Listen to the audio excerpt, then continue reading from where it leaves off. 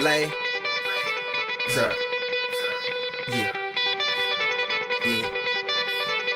Kane is in the building.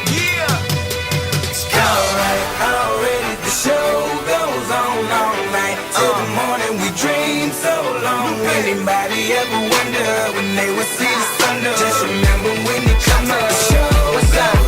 Alright, already the show goes on all night. Till the morning we dream so long. Anybody ever wonder when they would see the sun? Just remember when you come up, the show goes on. Have you ever had the feeling that you was being had? Don't that shit that make you mad? They treat you like a slave, put chains all on your soul and put whips up on your back. They be like, Hey, what's up, everybody? Welcome to Overseas Famous Podcast, talking overseas basketball. Today we have Erron Maxey, who is joining us, played in a lot of the same places, played against each other in the D-League, which is now the G-League.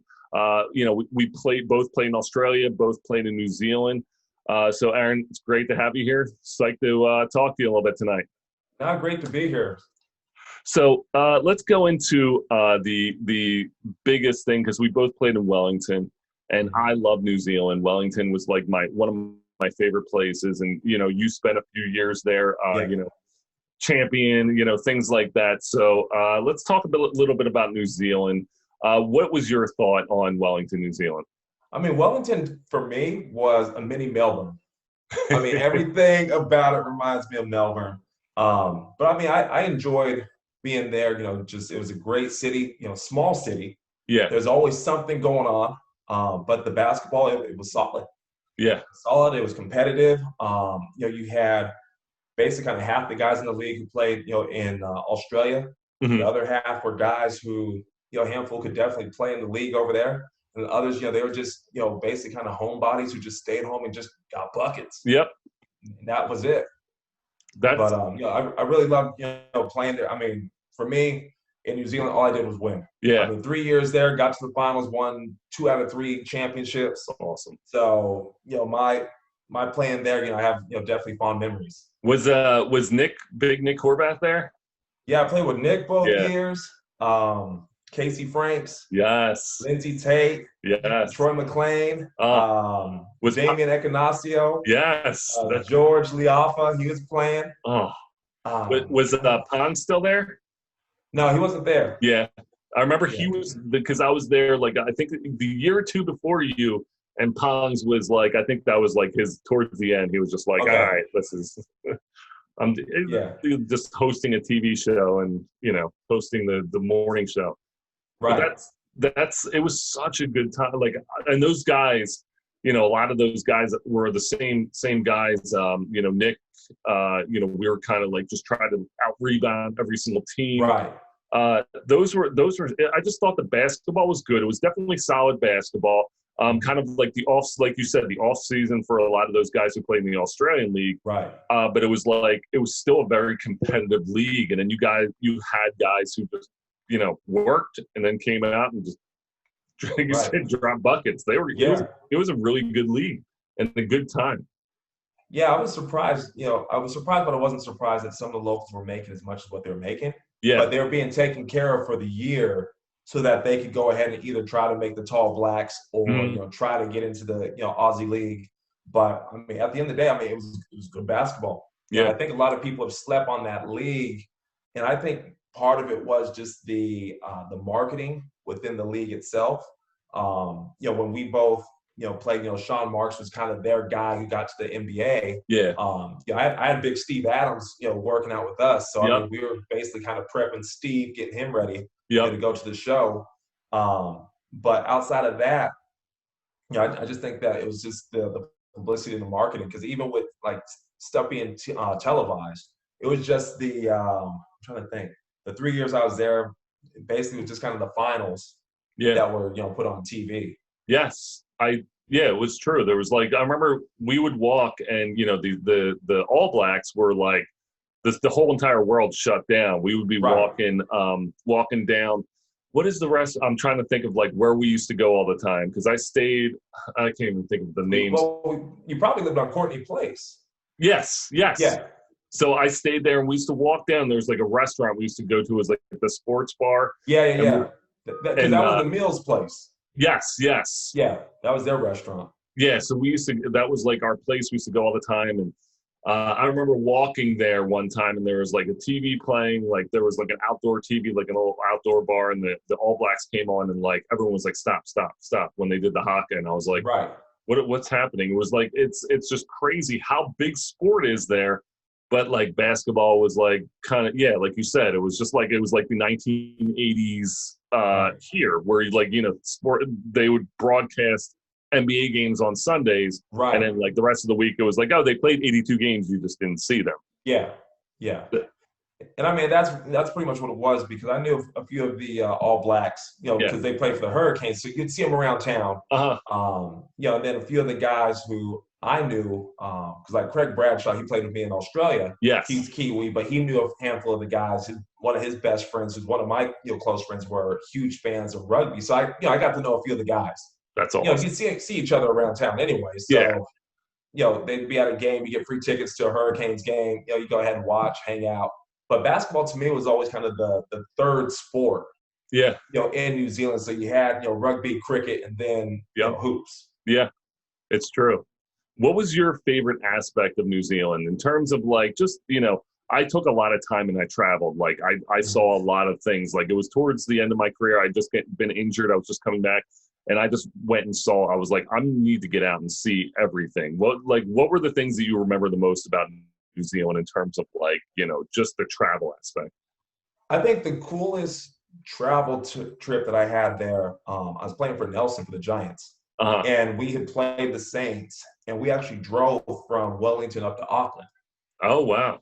So, we spent basically 12 hours in the car. Yeah. And did pretty much the North Island.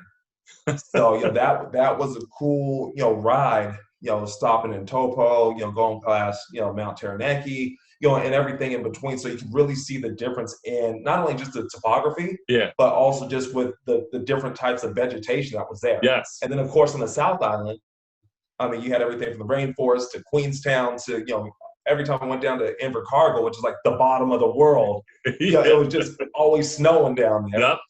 Because the one year I played when we played at the netball center, there was so much snow on it, it actually collapsed the roof.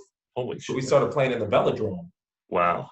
So we actually played in the middle of the velodrome. So they moved the court in, and they actually had bikes. So before shoot around, we're on the bikes riding around, trying to keep our balance to not slide down the velodrome.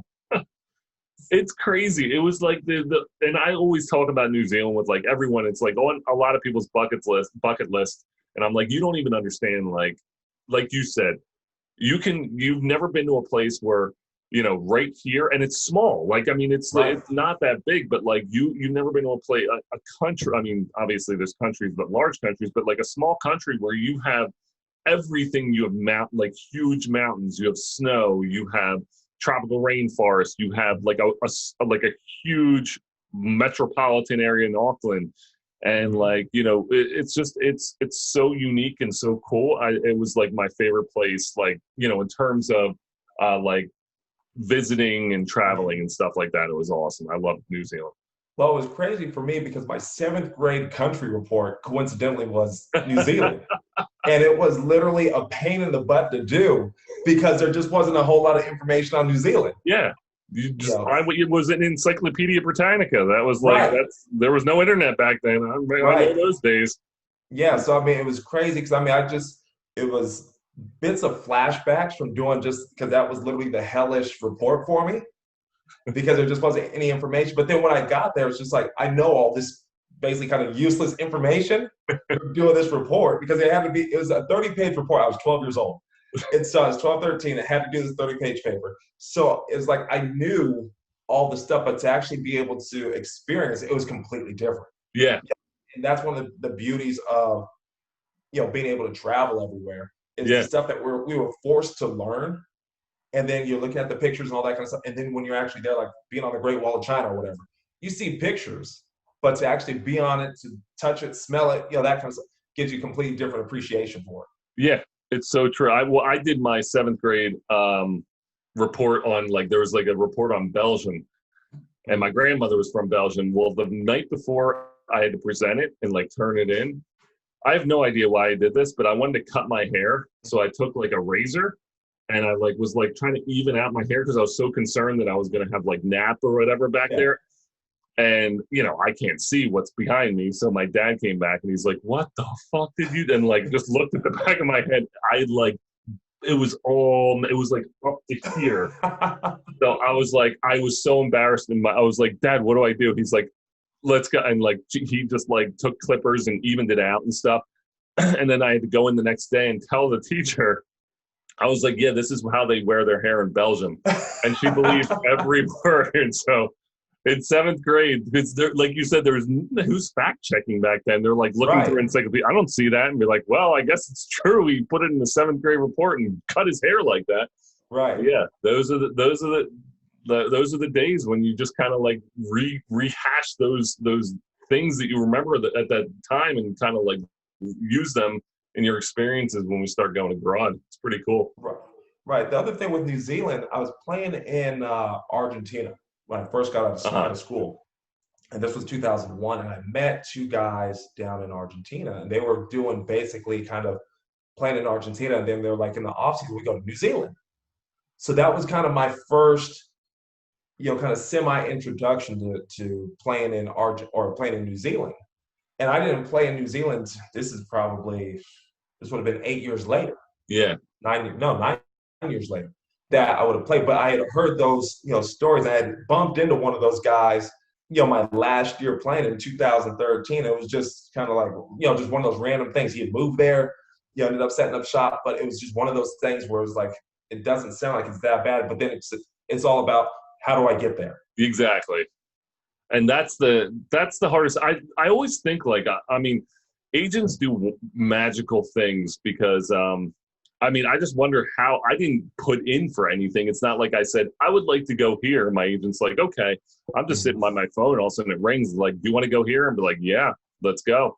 Right. I just think that it's we don't have and overseas, you don't have the power like an NBA player to be like, I want to trade to here and I want to go here and I want to sign here and this, that. We're just, hey, whoever wants us, we're going. It doesn't matter what the situation is. And I was lucky that, I was able to see these incredible places and experience some of those really cool places along with like the crazy places that I've been. So New Zealand was definitely top of that list. Yeah. I mean, the other thing that was great about the Mills is they paid on time. Yes, that's true. I mean, that's one of the beauties of being in, I think kind of an English-speaking country. Yep. Is that a lot of the business practices are very similar to what we do here at home. Yes. So playing there, no one, because like we got paid on Mondays. Yeah. So every Monday going to the office, your money's there. Yeah. Yeah. So it was never an issue, never a problem. And that was one of the great things about the Mills is that they did take care of us. Yes, they did. Yeah. And Chicago, wasn't it Chicago? Yeah. Because they closed it down. They closed down Chicago, and they had opened up another place that was literally right underneath the office. Oh, okay. Because Chicago was kind of up the street by the I'm trying to remember where it was, but I know it was up the street a couple blocks. Yeah, and where they were at. Yeah, we used to go up the stairs, and it was like the VIP section where like Nick's office was, and then we would have that section where there's tables, and they'd be like, just come up, and we'd just be overlooking all the like Okay. It was cool. It was like you're like a mini celebrity kind of sitting up above in like the VIP section. Right. It was so kind of going into we go in New Zealand and obviously Australia, another English speaking country that paid on time. How was your experience? You were at Gold Coast for a while. Yeah. You've been all over the place. Like, how was your experience there? Gold Coast was crazy. We got hot. Like, real talk, we got hot. Like, I don't drink or anything like that, but I literally play with a bunch of drunks. Yeah. And I mean, part of that's also the culture. Yeah. But I mean, our team, we definitely had guys who were getting it in on a daily basis, night of the game, early morning of the game. Wow. And, they actually had the drinking team in the newspaper because they knew they were sitting there out at, the bar 5 a.m. still getting it in. Yep. But it was like the league. I felt like the league like super competitive. Yeah. Definitely a tough league, but at the same time, I felt that it was easy at the same time because people knew how to do their job. Yes. Spacing was always good. Yep. So, you knew you were going to compete. And that's where it's just, as Homicide always says, it's no, cookie cutter league, cupcake league, excuse me. Yeah. But, it's one of those things where, one, you knew you were going to show up and hoop. You were going to get after it. Money was going to be on time, but you were going to compete. Mm-hmm. I mean, and that was one of the things where I felt like I really was, hooping. And it wasn't about just having to go into my bag and just do everything. But it was being able to really read situations a lot better because you had spacing. It just wasn't that big cluster out there. It's just everybody just running after the ball. Yeah, I agree. And I think that's I think a lot of imports end up staying over there. And, we're talking about that side of the league.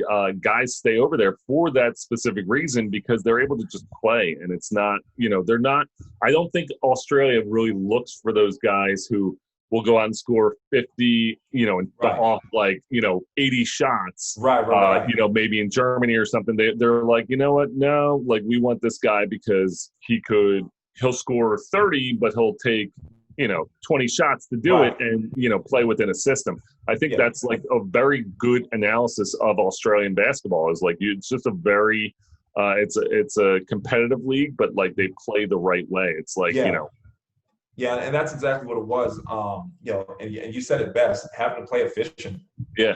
Because they weren't looking – because I want to say – because when I played, I think – because Kurt Penny was the leading scorer when I played. Okay. But he was only putting up, I think it was like 17 a game. Yeah.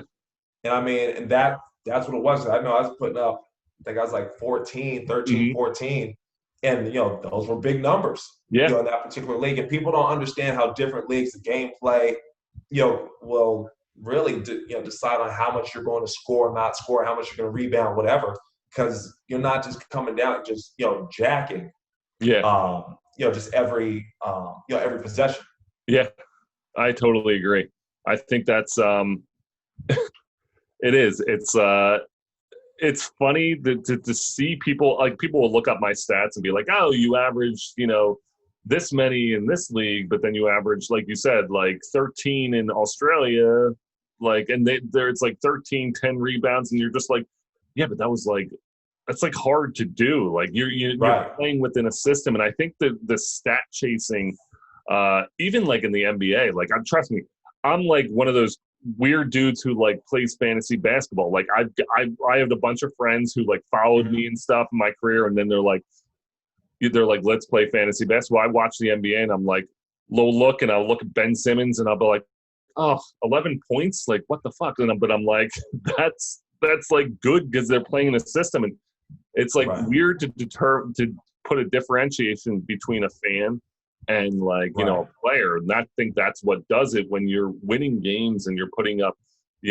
stats that are reasonable, but you're doing a lot. It's way more effective than going 2-19 and dropping 30 a game. It's just it's and I think people just look at those stats because that's what they see. Like they'll look through my stat thing and be like, oh, you only had, and you're just like, you don't understand the situation. You were like in the semifinals that year. It was pretty cool. So. Yeah, and that's what people don't really recognize is just that difference in the different leagues. Because Argentina was like that. Argentina, you're not. 1 year, I was averaging 28. I was averaging 28 on 16 shots. And that's what it was like, just super efficient clip. And the team was playing pretty well. There's other places where you go, I got to shoot the ball 30 times minimum. Yeah. For us to have a chance. Yep. And literally it's you practice just very little throughout the week. You keep your condition, that kind of stuff, because come game time, everybody's on you. Yeah. Yeah, and that's literally what it is. But like you said, you're playing in a place where people play their role. And you score 10, I score 10, the next person scores 10. That's the 30 points we're supposed to get. Yep. And everybody on the team knows we all got to get our 10 points for us to win. Because we're not playing 40 minutes. Yeah. It's It is nuts just to think about, basketball and like you said, like everyone does their job. Everything seems to, are much more successful when everyone's kind of like chipping in. I had the unfortunate distinction, and this is the hard thing is going from a league like Australia where you're not required to score to then go to, and I went right from Australia to Korea. Mm-hmm. And it was like, now you have to drop 30 a game. Right. And it's like the mindset of having to shift from playing team basketball for 6 months ago or 5 months ago to suddenly being like, I need to shoot every single time. I need to do every single thing for this team. That's a really tough thing. And I struggled with it. It was a tough thing for me to overcome. And then going back to New Zealand where it's like, okay, just rebound. And I don't think that's really in the forefront of guys who bounce around to all these leagues. These leagues are completely different. Like you said, some guys have to drop 30 at this league. Some guys have to drop 10 in this league. And you're just bouncing around. And it's very hard mentally to kind of know your role, even within your own self, know exactly what you're doing.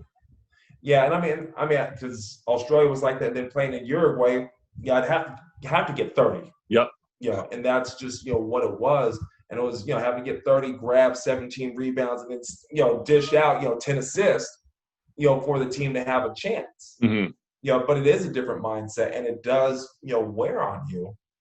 Because at the end of the day, we all want to just be able to have that home place where we're going to go ahead and play year in and year out. No, we're going right back.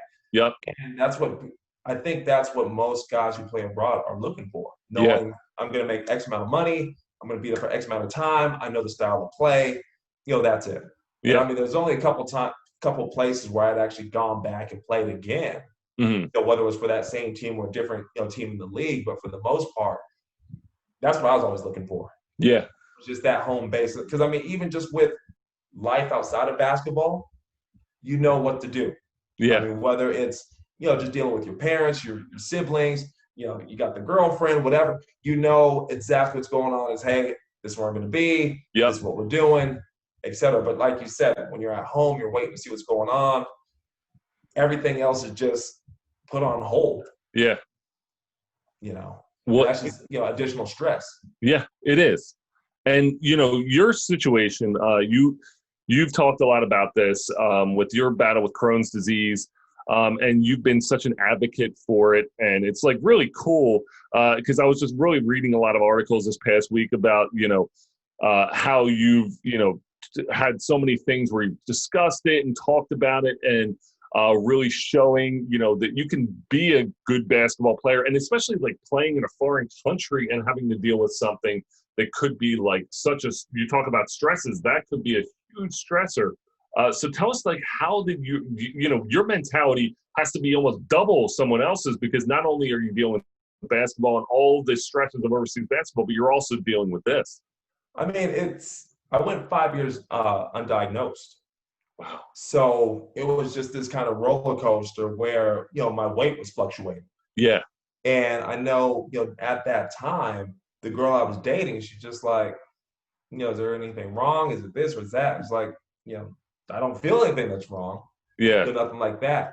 And it was just one of those things. And then she was with me in Uruguay, and I had 2 surgeries there back to back. And it was like, hey, I had this feeling once before. I believe that this is what they're going to do, blah, blah, blah, blah, blah. But still didn't know what it was. Yeah. Fast forward, kind of a year later, I ran into a doctor. She checked me out. She said, I think you have Crohn's disease. Let's test you. And then once I had, received all that, then it was kind of like life changed. Yes. Then it was about doing research and trying to figure out, well, what exactly is Crohn's disease? How is it affecting me? What are my triggers? What can I do, not do? And it's still an ongoing, process. But at the end of the day, I mean, I've had friends, transport medication for me. It's, having to tell people like, hey, this is kind of what's going on. I have people saying like, hey, you're looking thin, is everything okay? So it's just different things that those who, I trust, they can go ahead and just be blunt about it. And it's not hurting my feelings because I know they're saying it because they worry, they care. Yeah. it's another thing when it's like people who don't necessarily see you enough or know what's going on. It's just like, hey, he's looking thin, or he might be looking a little, kind of puffy right now. What's really going on? But with all of that, I've also had to hide it too from certain teams. Yeah, that's very true. Because that'll, get me fired. That's crazy. So as far with that, it's doing everything that I got to do. I just keep it on the low. Yeah. That's crazy. If it's one of those days where things are acting up, I'm feeling bad. I ate something bad. I got to, got the, runs or whatever. But I know exactly what it is. But I got to bail out of practice because if my Crohn's is acting up, they may say, "Hey, you're going home." Yeah, that's crazy. And it's one of those things you don't. And I love these things. I mean, not in that way, but like the things that kind of are exposed about the difficulties, because that's a huge thing. And to hide something that's like, because these teams would just be like, nah, I don't feel like dealing with that. Like, right. This is just, it's not worth it's just everything over there is like, man, it's not worth the risk. Like, you need to, like you said, we've talked about before, everything has to be correlated with their exact structure. And if something's off, it's just like, nah, whatever. Right. And so that's where, I had to, really just kind of look at, how I, discuss things, how I advocate. So when I advocate, it's like, okay, I can't advocate on this social media page because I know certain players are there. I got to move it over to this other page to go ahead and do stuff. Or I'm doing stuff on Twitter. I know nobody's following me on Twitter. I can do my stuff, over there. Or if it's something I need to write for somebody, then I can go ahead and write it because I know they're definitely not going to find that. So it's a tricky, thing. But coincidentally, as I was still figuring things out, I kind of became, in a sense, the guys were calling me the Crohn's guru in the QBL in Australia because a handful of guys were coming to me, hey, I got Crohn's. Yeah. And I know one of my old roommate in New Zealand, he's, he lives over in Australia. He's like, hey, kid on my team has, can I pass him your number? Yeah. Pass it over. And so, all of a sudden, just different guys, I'm just like, it's kind of random. But they're just asking me questions like, how do you do it? How do you keep yourself in shape? Blah, blah, blah. I'm just like, number one, you just got to accept it. Yeah. That's the first thing. Like, it's not going to change. It's not going away. The sooner you accept it, the sooner you figure it out, the better off you're going to be. This has been awesome, Erron. Like, honestly, I love learning. Like, I'm just like a book. Like, I'm deep into this is why I do the podcast, to kind of, get these stories and just even learn things that I didn't experience and that other people are experiencing, playing professional basketball. It's like super cool to hear your story. And not only like it's fun because I love when I play against someone and you know them, but you don't know them. And then you get to interview them and talk to them and sit down for an hour. And suddenly it's like, I know him. Like, we're friends. Like, this is cool. It's like cool to kind of have that, like, I know him, but now I know him. Like, it's great. And I think that's what basketball does. It brings us all together, especially when like me retiring. And I'm super psyched that you can like still, do windmills and stuff like that. That's incredible. I swear to God, like I think we talked and you were like, you could do that. And I was like, the next day I went to the gym and I was like, I can concentrate. And I was like jumping. I was like, nothing's there. I was like, what is happening? I was like, I need to do some like jump training or something. And then I won't be able to walk for a week. But I was like legitimately trying and I was like, nothing's there. It's like, it's crazy. Just being the thing is, it's still there. Yeah. It's, and like I always tell people, what do little kids do? They don't work out, they play. Yeah. Ride their bike, go chase each other, whatever. And at some point, we get away from playing and it turns to working out. Yep. And we got to, somehow reverse that mentality and that thought process to get back to playing. Yeah. And that's where, and you played on teams where it's literally you punch in and punch out. Yeah. You get paid once a month or whatever. You wait till the 31st or 30th to get that check. And that's what it is. Punch in, punch out. But the places where you actually enjoy it, you actually look forward to going to practice. Yeah. I get to play. We get to compete. I get to go ahead and talk, crazy to somebody today. They haven't beaten us for the last, 3 days. So, Right Yeah. now, we're the kings of the court. I love that.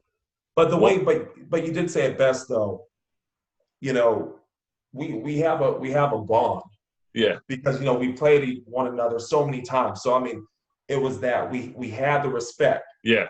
that was there as well. And and we had interaction, but our interaction wasn't as much because what we have to do, jump on the bus and go to the next city. Yep. And if it was something when we're pulling up, it's okay, what, I need to sleep because we've been on the bus all night, didn't sleep. So I'm sleeping during the day so I can show up and actually perform, in this game. Yep. But, when we actually have the time to, catch up and meet up, the stories are all similar.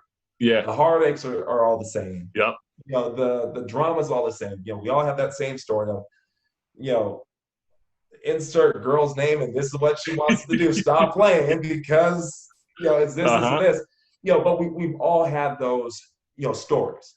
Yeah. The bad coach and stuff like that. So we're a lot closer than people really realize, that the degree of separation that we have, people don't realize our circle at certain pedigrees, it's only one. Yeah. We know the person direct. True. It's so cool. Well, this has been awesome, Erron. I really appreciate you coming on, talking basketball, talking life. I feel like we talked a lot of life today, and I love that.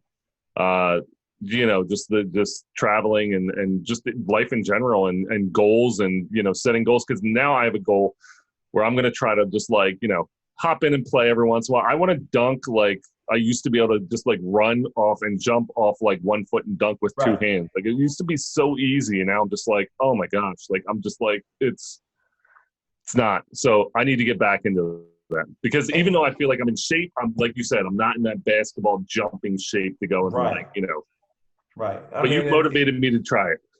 It's because for me, basketball's still that crack cocaine for me. Yep. I still love it, still bleed it, still sleep it. And the fact that I'm able to still do it at a high level, that's why I still love it. Yeah. But the thing about it is even just outside of just hooping, because I'm fortunate and very blessed right now to be able to have an indoor court that I can work out on. Yeah. And I'm literally by myself. I'm sick of being by myself, for starters. But I'm thankful that I can get in and get those shots up. Yeah. And even when it's freezing cold in there, because some days it's 30 degrees in there. Yep. At the end of the day, I still get a chance to hoop.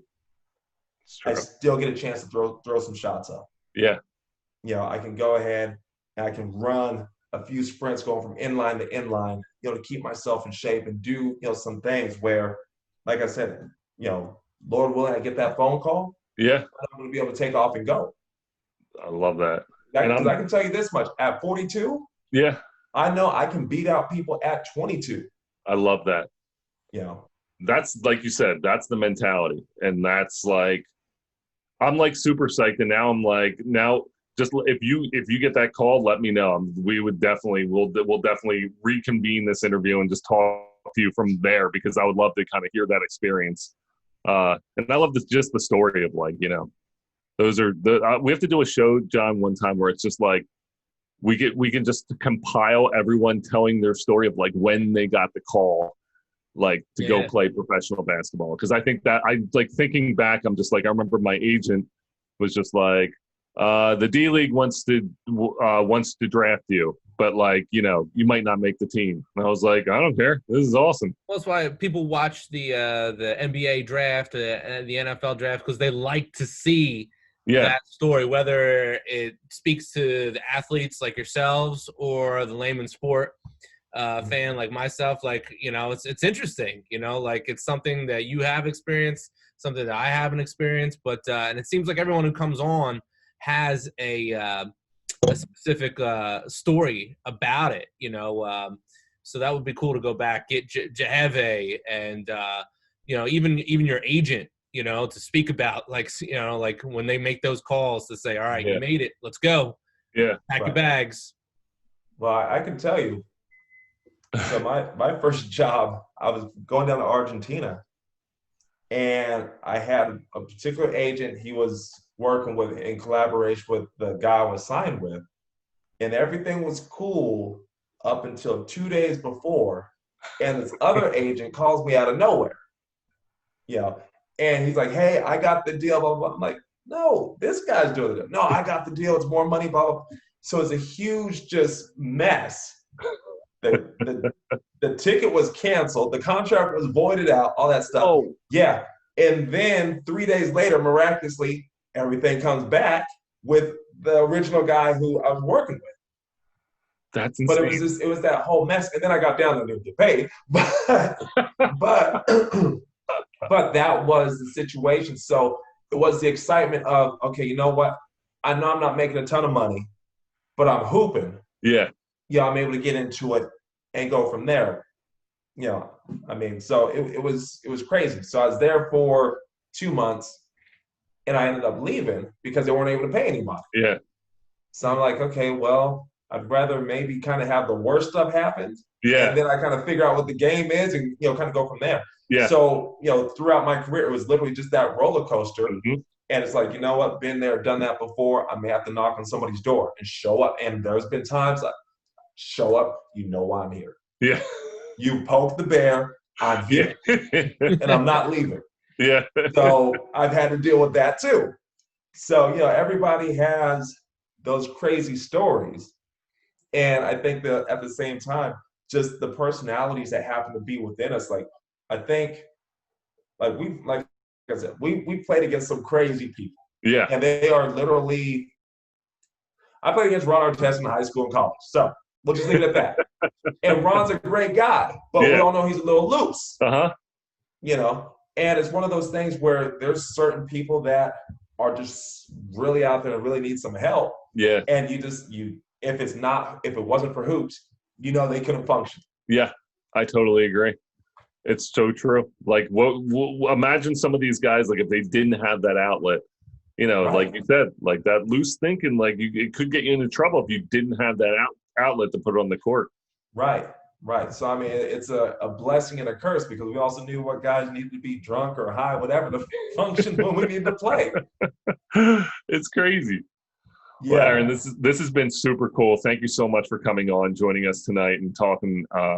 We'll definitely follow. We'll have to be in touch. This is awesome. Yeah, definitely. No, I mean, definitely great to catch up. And like I said, more than anything is, I mean, yourself and a few other guys within the D League. And I still hear from Kevin Live. Yeah. Every now and then. Terrence Morris called me out of the blue. And you know, he was my roommate, and like we barely even spoke. I mean, just different personalities, but we were cool. Yeah. And it's one of those things. He contacted me probably about 2 years ago, and it was one of those things like caught up for literally 2 days. Yeah. And then it fell off the face of the planet. He had called me on Instagram. You know, we had talked, and then I haven't heard from him since. Yeah. Yeah, and it's just one of those things. You know, some of the guys that pop up disappear. I hear from Terrence Shannon, you know, pretty regularly, stuff like that. Because you know his son's doing really well down at Texas Tech. It's awesome. That's like fun to watch. Like every time he's on, I'm like, oh, T-Shan's on. Like this is gonna be fun. Yeah. Like similar. He plays just like his dad. I was gonna say super aggressive attacking. Like he's dunking so hard. Like T was just. He was like so angry dunker, and like his son is just like that. I'm like, oh my God, this is great. Yeah. So I mean, you know, seeing him, you know, and outside of that, you know, I heard from Adam Harrington, you know, a little bit, handful of years back. I hear from him every now and then. You know, he was another dude who just kind of loosey goosey on the court, shoot that thing. Yeah, I mean, he could definitely fill it up. Yeah, he was always shooting that thing. Yeah, never saw a shot he didn't like, but I mean, just, you know, good dude, you know, because I played against him when he was at, you know, NC State as well. Yes. So, you know, played against him there. I didn't play against him when he was at Auburn. Yeah. But, you know, definitely, you know, good guy. But I mean, you know, guys pop up, you know, every now and then. I still talk to, you know, Rob Wardan, who was the assistant coach. Okay. You know, for us, you know, Rob's doing really well and you know, all that kind of stuff. So, that's I mean, awesome. Still within that D League family. Yeah. You know, you still hear from guys every now and then. It's so true. And I feel like every time I talk to someone, you know, same thing, like the, you know, guys will pop in and you talk and it's like you never, like, it's one of those things I feel like with basketball. I feel like soldiers, like I know some soldiers who say the same thing. Like it's like you walk away and then you reconvene and it's like you never left. Like it's like you're picking up from that moment that you walked away 20 years ago and it's like, oh yeah, it's like you never left. And that's kind of like what I think that bond does, that basketball bond that we all kind of have. Yeah, I think it's the struggle. Yeah. Because at the end of the day, there's no reason why, either of us couldn't have played in the league. Yeah. We understand it's a business, it's favor for favor, being with the right agency, et cetera. But at the end of the day, the fact that we go ahead and we battle for literally our job every single day with everywhere we play, because they don't like our smile today, we're going home. Yeah, it's so true. So it's really that battle that keeps us bonded to one another, because the struggles are all the same. Yeah. So I feel like it's all the I feel like I'm always trying to do something new. So like I'm like looking at what I'm doing with like the Overseas Famous, and I'm like, I always feel like I need something that's gonna like be passionate, that I'm gonna be passionate for. So like I feel like that's like my big thing now, is trying to get that Overseas Famous thing going. Yeah. Just because I can't just sit. Like I'm not that guy who can just sit and do nothing for the rest of my life. Like I need to keep going. Like I feel like that's just like an athlete thing. Like once you're there, you just it doesn't go away. Right, because I stay in the gym. Like I get done teaching, I go straight to the gym. I hoop for at least an hour and a half, and then I'm in the gym lifting for another hour and a half. So it's hit my weights, get my cardio. And then after that, it's, whatever else I need to do at my house, whether it's cleaning, running errands, whatever. But just trying to get that fire lit, because I've been a long-term sub, because I have Crohn's disease. So when I was going through my Crohn's testing, just with that, I was out from playing for about 18 months. Wow. So I was a long-term sub. And even with that, like I'd met a chick at that time. We dated for a bunch of years. And I was just like, this isn't doing it for me. Yeah. And it was just one of those things where it's like, the job, like I knew what the consistency was and all that, which was great. But like I said, I'm like, it's just not doing it for me. Yeah. Like there's nothing that's lighting that fire, like just making me feel like, okay, now I'm pumped. Like I'm ready to go. Yeah. I think that's, John, can we like get this into the show? Yeah, we can cut this in. All right, cool. Like, cause this is so I think that's like the biggest thing, is like trying to develop that passion after playing. I think is the hardest thing as an athlete, because we always want to do something. And I think staying in the game, I've talked to a lot of guys who do the training and stuff, who do a lot of training, because it's the next step, or you're coaching because you're so familiar with it. And that's why, when I got into teaching, I think the same thing, like my parents were both educators. So they both, that was like the next progression of my life. Like, okay, well, I guess I'll teach. But this has been, now it's kind of like, I feel like what you were saying, I'm never satisfied. Like there's always more. Like I always want more. And that sounds like Veruca Salt, but like, I'm like, I want the world. Like, so I'm just like, I can't. And I think that I honestly, being in a relationship with an athlete is not easy. And I can totally admit that with many relationships that have not gone well. Right.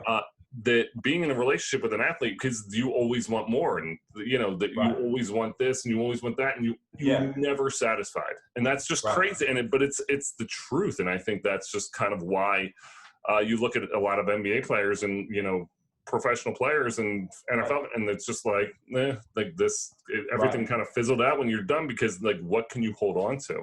Yeah, because I look at it even from the standpoint of like coaching, because as you know, as we get to that second half of our career, we become that kind of unofficial assistant coach, or even the unofficial head coach. Yep. So whether it's breaking down game tape, or it's the middle of a timeout, they're looking at you like, draw something up, because I'm out of ideas, and we whip something up and it works. It's not even something where we're necessarily practicing plays or anything. We just, we recognize, we think so quickly. And like you said, knowing like we want more, where it's like, okay, we know what we can exploit. Okay, you got a little guy on you. We're just going to go ahead. We're going to run an ISO. We're going to set up in a particular set. Everybody's going to clear out, and we're going to get you the ball, and then that's it. And then afterwards, you have that sense of fulfillment, because it actually works. And then it's like, okay, well, what else? What else can we do to get to work? And I don't know if Kenny Mack had told you this, but it was always one in a row with us. Looking to get a stop, one in a row. And I use that in so many different things just in life, because it's not about trying to keep a tally of like how many times I've done something to say, okay, I'm going to play. I just keep looking at it as just one in a row. Just keep trying to just do it over and over again. Where, that's where even as a pro, we are that creature of OCD/perfection, because that's what makes us great at what we do, because we can do the same thing over and over and over again the same exact way. Yeah, it really is. And what, talking about the just the passion, I feel like that's the biggest thing. Like, what do you finding that passion after, and I'm always intrigued by like what guys do when they retire, because I always think that, like, how are you going to fill that void? Like you were just saying, like what's going to fill that spot? And I love those stories, like because I wrote a book like about my playing career, and then I have the next book I'm going to write, which I'm like already started writing, is pretty much just that I'm getting a bunch of guys to write like a chapter, or I'm going to interview them, and it's just going to be like super successful after playing, not so successful after playing. Like, what did you, like, almost like, how did you fill that void? Because I think that's a story that, like, people are just dying to know, like, where did, I mean, everyone's always like, what happens now? Like, where did they go? Like, how many good NBA players, you're like, I wonder what they're doing now. Right. You're just like, I don't know. Like, it's just like everything. And I think that's the tough thing about being an athlete, is you're used to being on top of the world, and everything around you is like given to you. And then you fall, like, or retire, and it's like you kind of fall off the earth, and you're so used to that, like, accolade. Now it's just like, shit, now what? Like, you're just trying to, like, fill that, like, hey, the crowd noise, that attention and stuff. And it's just, it becomes tough.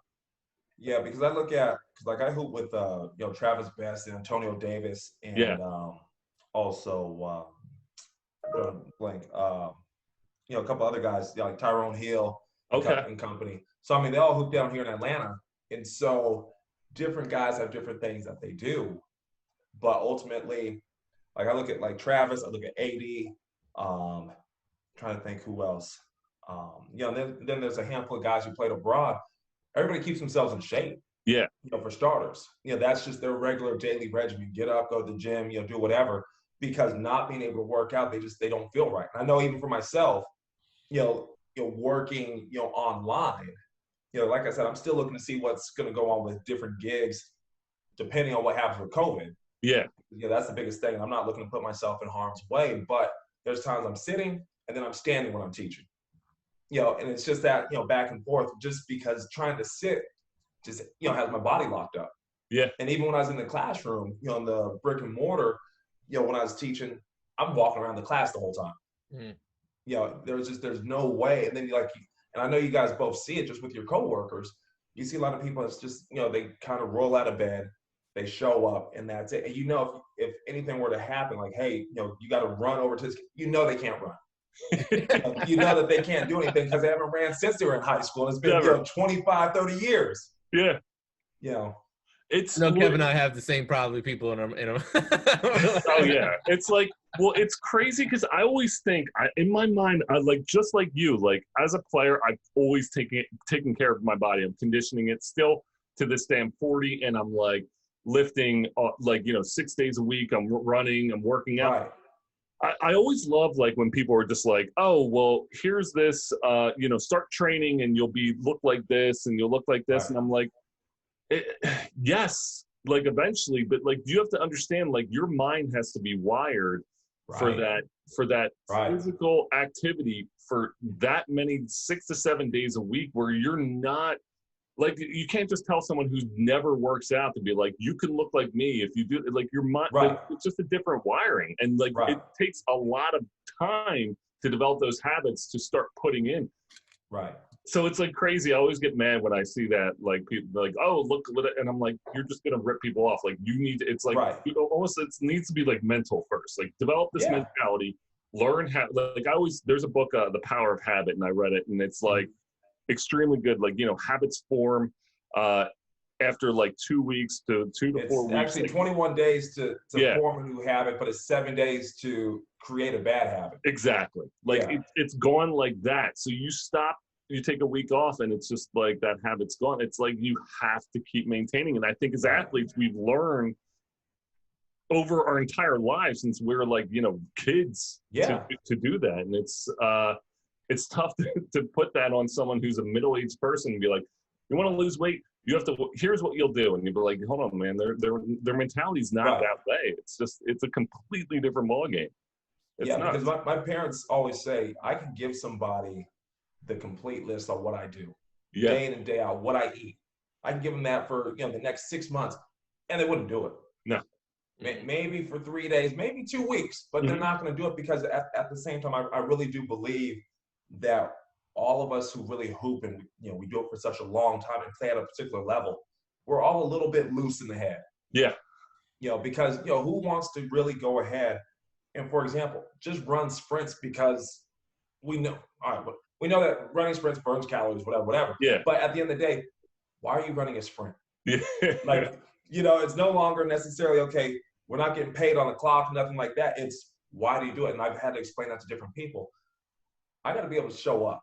Yeah. Be ready to perform. I'm not that local dude who can be 30 pounds overweight and spend the next 3 months, shedding the weight. We get off the plane, we got to go, we got to produce. We don't, we're getting right back on the plane, going right back home. Yep. The crazy thing, I mean, I know my career, I've had 2 instances when, like, late in my career where I was waiting. I was waiting for, a few months to go play. One was after an injury, and the other one was just like, I started kind of declining, and I was going to countries that weren't, like, really wowing anyone. And then I'm waiting, and, like, that was the hardest thing. And I don't think anyone could understand that when you're home and you're waiting for a job, like, you're waiting to play professional basketball. You're not waiting to work at Burger King. Like, you're, like you were saying, like, you have to so physically be ready to go. You have to be ready to rock at the second you get off the plane, and you need to be as in condition as those guys who are already playing. That was the hardest thing I've ever had to do, because it was just like you're waiting, the stress of waiting, the stress of, like, what's going to happen? Am I giving this up? But every single day you're working out, 4 hours a day, just because what if? That's what you have to do. Yeah. Yeah, because, I mean, that's been, my career, all the way through.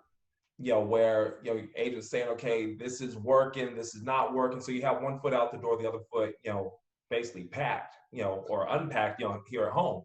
So you don't really know what's going on until, you finally get literally the plane ticket to go ahead and take off. But I mean, I've had that happen, plenty of times. That, it wasn't about, the gameplay or anything like that. It was just about just the connections going on just with the different agents and what they're able to pull and whatnot. And at the end of the day, you're at the mercy of the teams. But you have to be responsible enough to get up, go to the gym, do what you got to do. Because if not, the opportunity is going to pass. Yeah. And I always think about, like, how, and we talk all the time about, like, how, kids think it's easy to play professional sports and stuff. Right.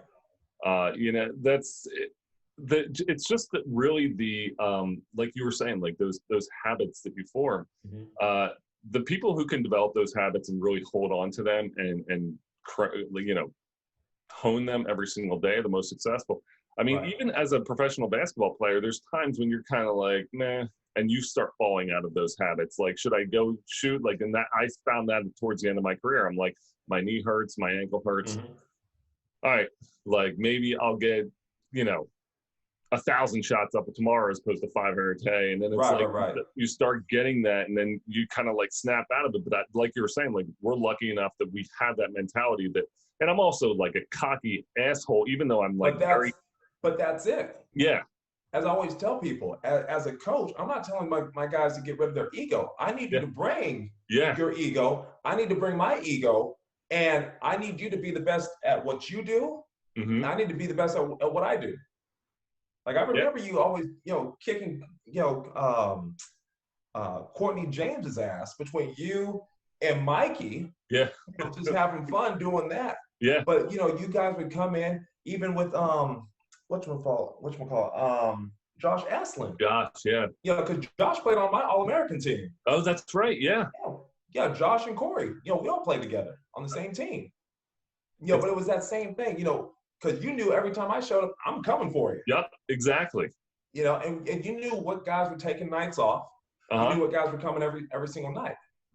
And it's that respect issue. I mean, even just with Terrence Shannon. Yeah. You knew T. Shan was coming in. Yeah. He couldn't try to dunk on somebody's head. That was it. Yep. It's so true. I think and going into the D League, which was like crazy because that was, that was my first basketball experience of going to the D League, going from graduating college and then getting drafted in the D League. It was crazy because you did, and the ego almost became a bigger thing because you were talking about in the beginning, we played each other like 50 times because there's 6 to 8 teams like in the league. So we were going at it all the time. I always talk about what I can't. How am I drawing a blank on his name right now?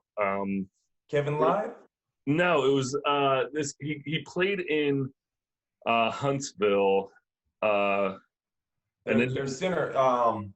What was his name? Because they had. Trying to think who they had.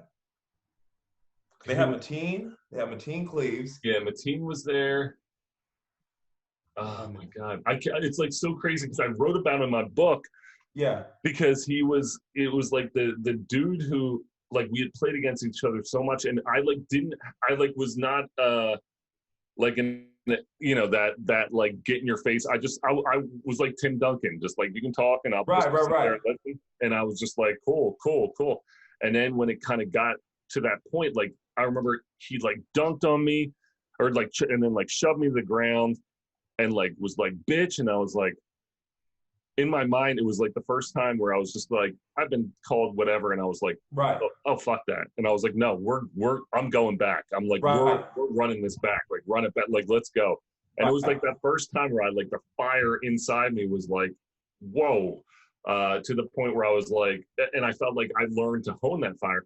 But that ego just like really takes over, and it just like, especially when you're playing the guys over and over and over again, it's nuts. It's crazy. The D League was like the most ridiculous league in terms of it was awesome, but it was just like crazy at the same time. Yeah, it was, because I mean, I didn't have to read a scouting report on you because I knew what you were doing. Just like you didn't have to read on me because we played, like that the night before against one another. Yeah. And those like day-night doubleheaders, we'd sit there and play, and then play it a night, and then like the next day, all of a sudden, it's just like, hey, it's me again.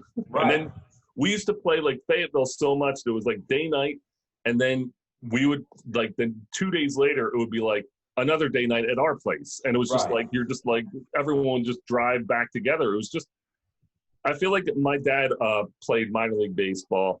And he like we used to tell stories because that was like the thing, like it was the same thing. You just kind of played each other. They would ride the buses back with the other team to just save money. And I just remember being like, how crazy is that? Like but I mean, baseball is a different, like you're not really competing like you're competing in baseball. It's like a physical, like encounter. So. Yeah, but it was, the D League was fun. I love to see how big it's grown. It's a lot of fun to see like what the G League has become now, because like, now you can kind of be like, oh shit, I played here. This is where I was. And that's awesome. So it's really cool to see where it came from with like when we were there now to this like, huge global thing. Yeah. I mean, I think it would have made a huge difference for us if the pool was what it is now. Yeah. Because when we were coming out from the D League, it was basically being disrespected. Yes. In terms of, for every one guy who could hoop, you had 8, 10 guys who really couldn't hoop because they were in and out. I mean, with us, we had somebody in every week. Yeah. Or 2 guys, and it was just that revolving door, and that's what kept us in the cellar the whole season. Yeah. And it was. I do like, and I think my last year they finally did the like affiliations with teams, which definitely helped that get going. But yeah, it was like it and I always talk about like overseas basketball in the G League back then. It's like such a narrow margin. I mean, your job, I used to always think like, because your coach would call you in the office and be like, hey, we're going to release you, this guy's out. Like I remember T. Shan, he went overseas and then came back, and then everyone's like, T. Shan's back. And like, we didn't play the same position, but like in the back of your mind, you're like, oh shit, because now you're like they're going to bring him back, and one of us is gone, and there's only 10 players on the roster. So who's it going to be? It's like Russian roulette. You're just like, and these are your friends. You're just sitting there like, please be you. And it's like the Hunger Games. Yeah. I mean, that's exactly what it is, because I always tell people, playing abroad, our ego ends up kind of getting put in our back pocket at the same time, because we can't go ahead and voice our opinions the way that we would play in the D League. Because they'll just send you home.